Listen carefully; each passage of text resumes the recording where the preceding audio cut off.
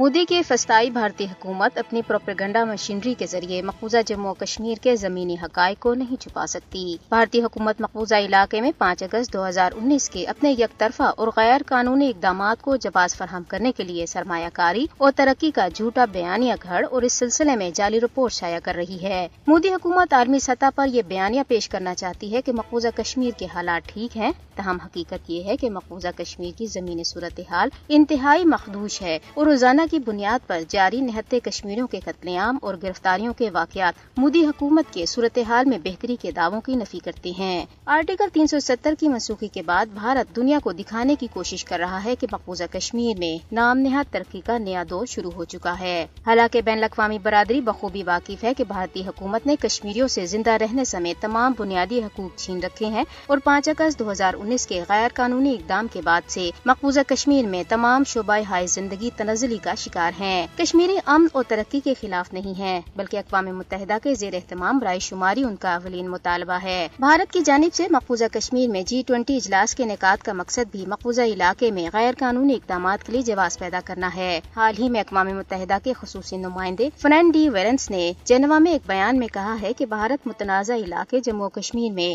G20 اجلاس منعقد کر کے کشمیریوں کے جمہوری حقوق پر مارے گئے شب خون کو معمول پر لانے کی کوشش کر رہا ہے۔ امریکہ میں مقیم اسکالر مائیکل کیگلمین نے بھی کہا ہے کہ مقبوضہ جموں و کشمیر میں G20 اجلاس کے انعقاد کا مقصد بھارت کی جانب سے متنازع علاقے میں سب اچھا ہے اور سب کچھ معمول کے مطابق ہے کا جھوٹا پیغام دینا ہے۔ بدنام زمانہ بھارتی ایجنسی NIA اور دیگر بھارتی اداروں نے G20 اجلاس سے قبل مقبوضہ جموں و کشمیر میں بلا جواز چھاپوں کا سلسلہ تیز کر رکھا ہے۔ پلوامہ اور کشتواڑ کے مختلف علاقوں میں درجنوں گھروں پر چھاپے مارے گئے ہیں، جس دوران ضروری دستاویزات، موبائل فونز اور دیگر چیزیں قبضے میں لی گئیں اور مکینوں کو ہراساں کیا گیا۔ ضلع بارہمولہ میں 2 نوجوانوں بشیر احمد میر اور سید خاکی شاہ کے خلاف کالے قانون پبلک سیفٹی ایکٹ کے تحت مقدمہ درج کر کے جموں کی کوٹ بلوال جیل میں منتقل کیا گیا ہے۔